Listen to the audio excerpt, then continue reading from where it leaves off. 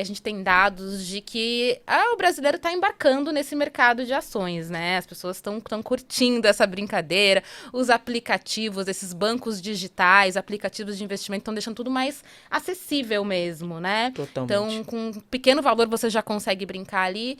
Só que na hora de declarar dá um trabalho. E isso dá um trabalho, né? Se você tem várias ações em lugares diferentes, aí fica difícil. Mostra pra gente como que faz isso aí na declaração e o que que mudou, porque teve mudança também, né, em relação a isso. É verdade, é verdade. Primeiro das mudanças, né? Antes, se você, como a gente falou, né, brincava no mercado de ações, só por você estar ali operando, você tinha que declarar imposto de renda. Era um critério de obrigatoriedade.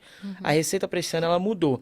Ela falou que se dentro dos critérios, né, você não se enquadrou em nenhum, no que diz respeito a ações, mercado de bolsa de valor, você só é obrigado a fazer declaração de renda sob duas condições. A primeira, se você vendeu mais de R$ 40.000, ou a segunda, se você teve um ganho de capital tributável. Então, o ganho que você teve, você tinha que pagar imposto, não era um ganho isento. Então, esses são os critérios. Legal, tô ali no critério.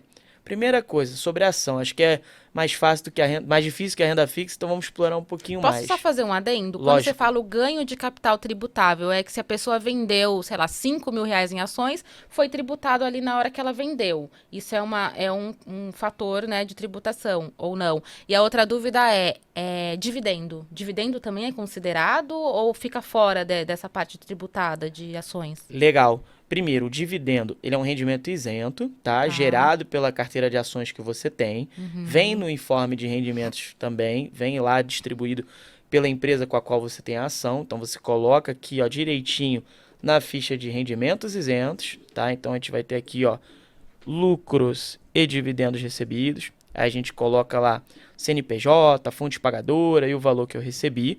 Então ele não se mistura com ganho de capital, tá? O ganho de capital é o seguinte: a Receita Federal fala que para o mercado de ações, se ao longo do mês, cada mêsinho, você vendeu, ainda que de diversas empresas, o valor de venda maior que R$ 20.000, o ganho de capital que você teve nas vendas, ele passa a ser tributável. Ah, Então, tá. por exemplo, se eu vendi até R$ 19.999, o meu ganho é isento.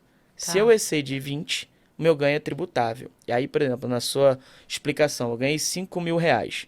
Por que é o mês a mês, né? Por que a gente tem que fazer isso? Imagina que você foi vendendo antes e quando você começou, você quebrava a cabeça e só perdia dinheiro. Estava investindo em coisas que infelizmente não giraram, não ficaram legais. Você foi tendo prejuízo. Esse prejuízo que você teve numa venda, você pode aproveitar para descontar do ganho que você teve em outra e pagar menos imposto. Gente. É verdade.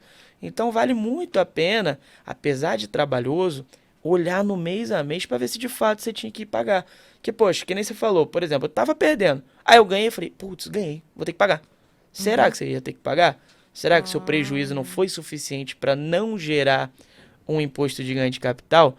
Então, pessoal, dica: faz o controle mês a mês. Se você não tem a familiaridade, não tem tempo, vê uma pessoa que possa te ajudar, um especialista, um contador, eventualmente, mas não deixa de ver no mês a mês, que você pode estar perdendo a oportunidade de ganhar dinheiro, que imagina, o valor da ação tá bom, mas eu falo, poxa, eu não vou ter dinheiro para pagar o imposto esse mês, mas talvez você nem precise pagar, porque você tinha um prejuízo acumulado antes que você pode usar. Então, fica a dica, faz o mês a mês, apura direitinho, que pode ter oportunidade para você, tá? Em relação ao ganho de capital. E a gente vai para o reporte, né, Lu? Para o reporte, a gente tem duas diferenças. A primeira, vamos para os bens e direitos aqui, vamos espelhar. A gente precisa colocar na nossa partezinha aqui de participação societárias as ações que a gente tem. Então, mesmo conceito lá dos imóveis, dos bens móveis, custo de aquisição, pessoal. A gente precisa botar o que a gente pagou pelas ações que a gente tem. Então, a gente coloca o CNPJ, a descrição, fala quanto que a gente pagou, bota aqui a situação e, ó, tem que colocar para esse ano, foi uma novidade, se eles são negociadas em bolsa ou não. Então, quando for negociado em bolsa, pede o códigozinho de negociação, você consegue isso tranquilamente nas suas notas de negociação que você foi fazendo ao longo do ano. Então, tenham sempre esses documentos em mão. Aqui é para colocar o que eu tenho, né? Se eu eventualmente vendi, como você falou, eu vou zerar aqui em 31 de dezembro de 2022. Ela sumiu. Na Tá. declaração do próximo ano, ela não vai entrar mais. Tá.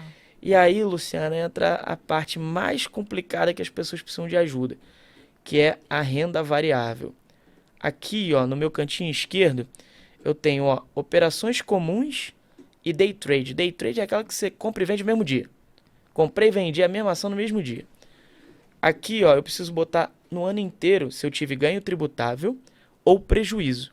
E aí eu tenho que botar meus resultados aqui. É aqui que eu passo para a Receita o que aconteceu no mês a mês.